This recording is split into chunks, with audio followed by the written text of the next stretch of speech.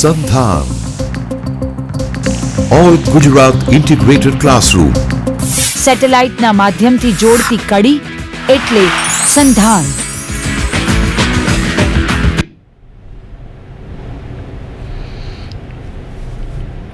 Good afternoon.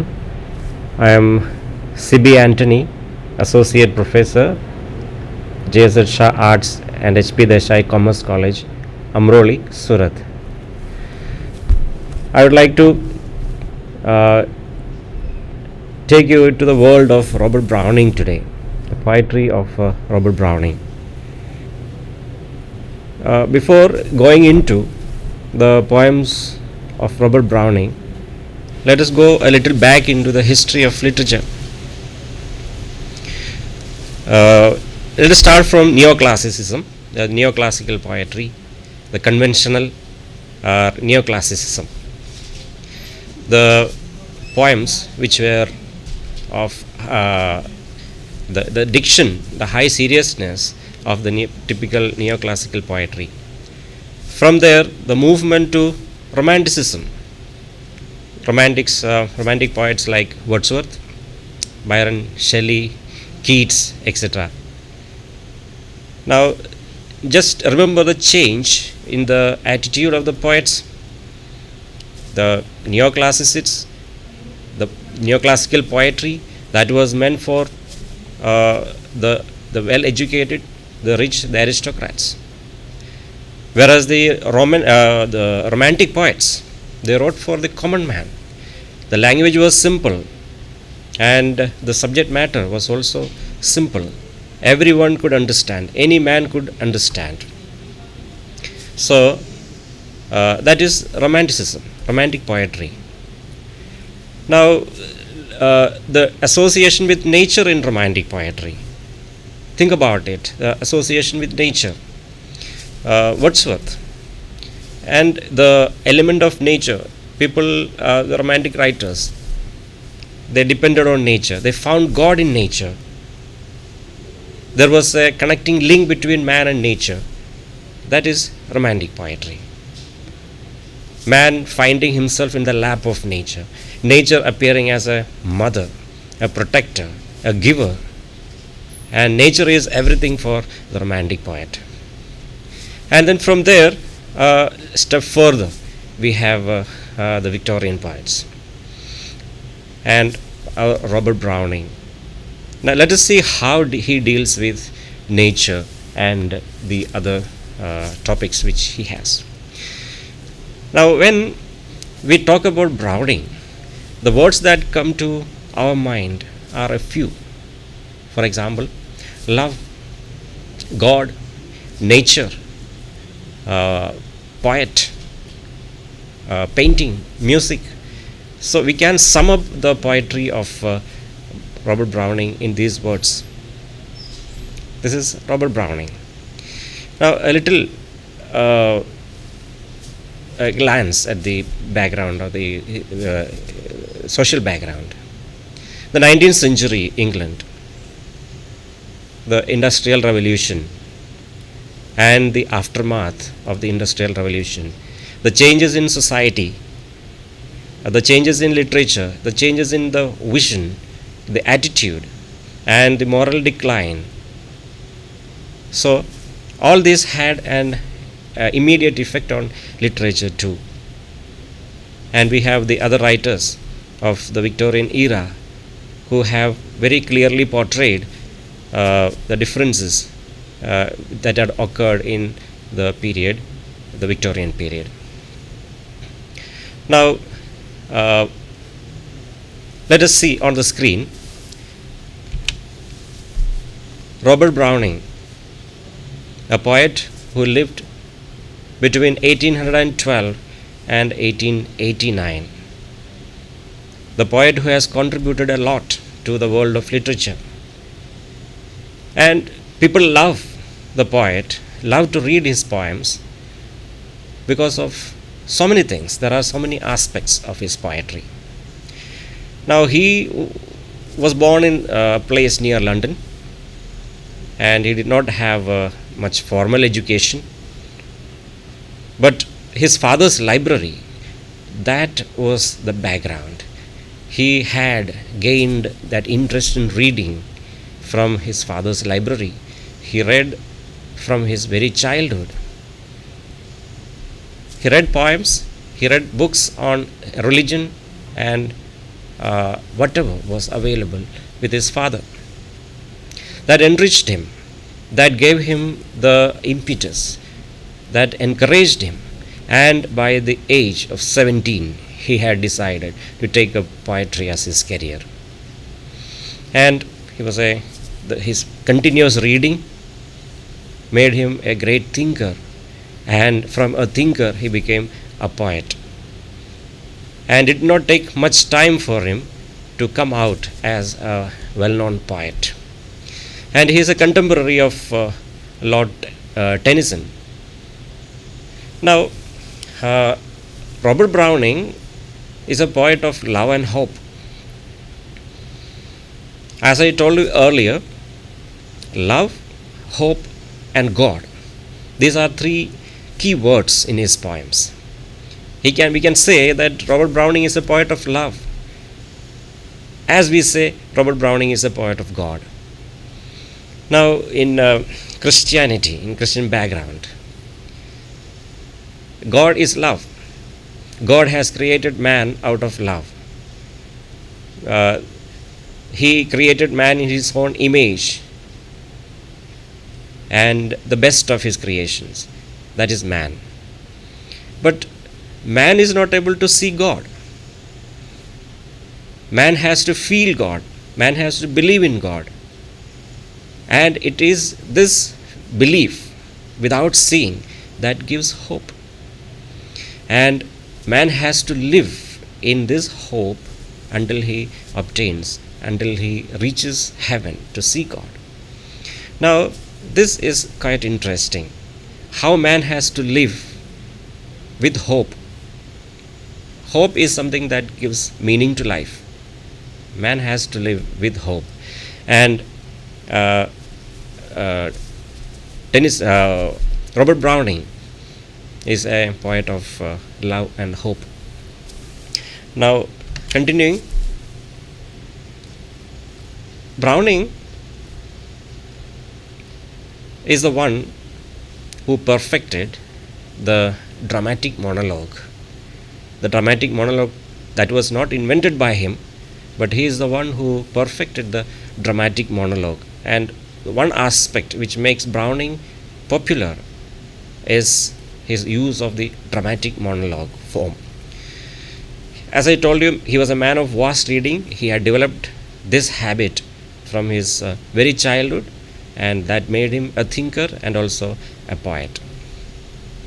Another significant aspect of Browning's poetry is that he is a poet of man. The subject matter of his poems is about man. He writes about man, and it's not the physical aspects of man, the physical outlook or the physical aspects, but the inner man, what happens in his psychology. That is what Browning talks about in his poems. So he is a keen observer of man's life, man's psyche. Browning's poetic career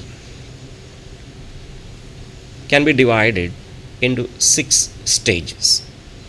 He emerged as a great poet, a noted poet, through these 6 stages. The first stage, that is from 1833 to 1840, this is the period in which he experiments with poetry. And he tried poetry and he thought of writing poems in various ways. So the poems of the first period are a few. He has written about 3 long poems during the period. One of them is Pauline. The second one is Sordello, and there is one more. Now these long poems have the merits of true poetry, and even though they belong to the experimental period, they have the qualities of good poetry. Now the second period, 1841 to 1849. Now it is during this period that Browning selects the dramatic monologue as the most suitable form for his poems. He is basically an observer of man.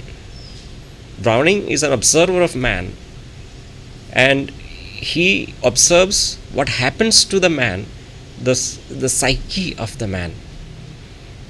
He selects characters from various life situations and studies them, and when we read his poems, we understand how he peeps into or creeps into the lives of these characters and tries to understand, tries to grasp the working of his mind.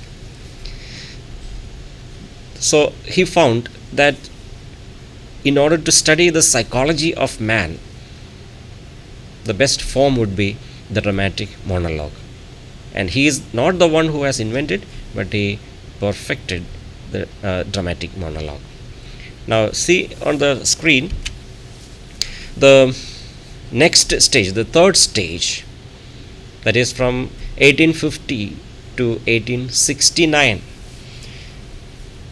This is called the Italian period, and it is during this period that he came out with the best of his poems, the Italian period.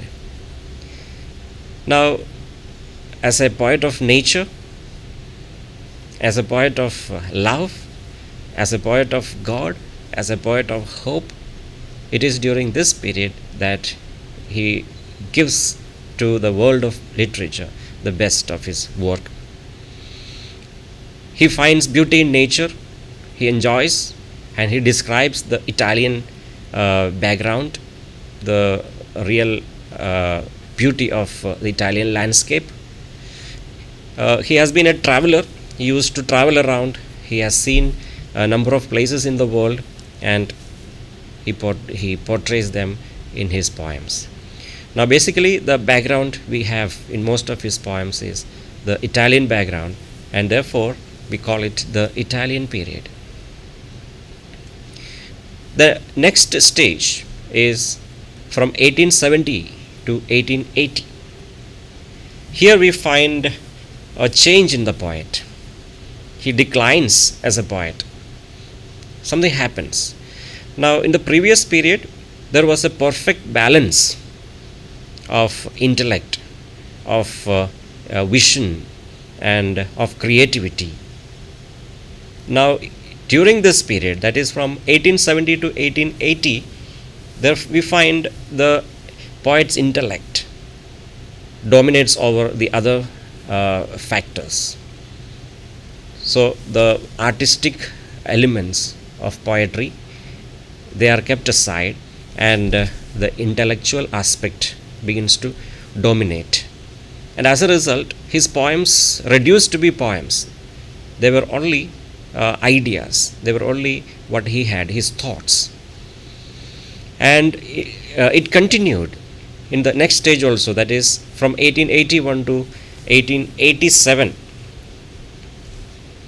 The same attitude that continues. He becomes more of an intellectual, more of a debater. He debates, and the poetic elements, they disappear from his poems. So the characters in his poems during this period, they become mouthpieces of Robert Browning, and they spoke what he thought.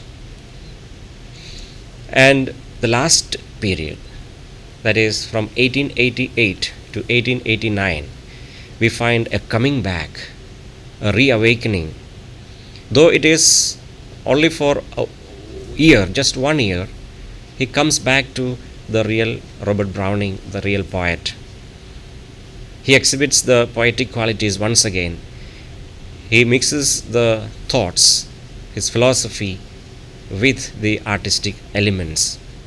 So, this period is known as the Swan Song, and he wrote a beautiful poem during this period, which let us know that he returned to the real self as a poet.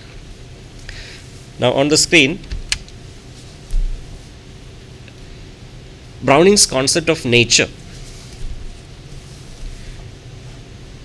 What was Wordsworth's idea of nature? The Romantic writers, they depended on nature.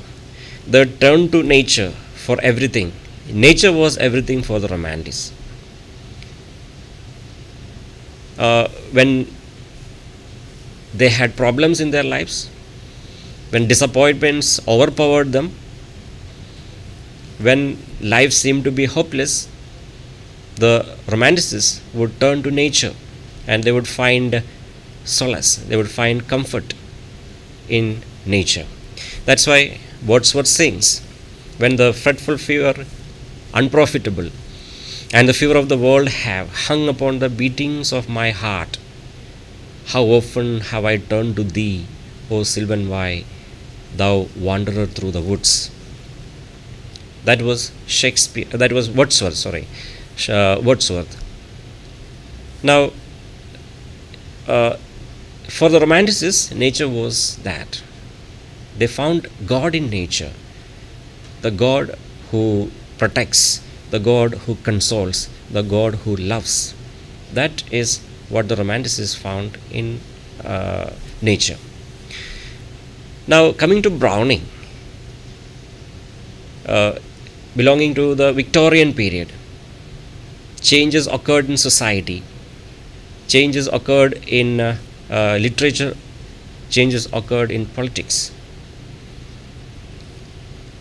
The industrialization and urbanization, moral decline,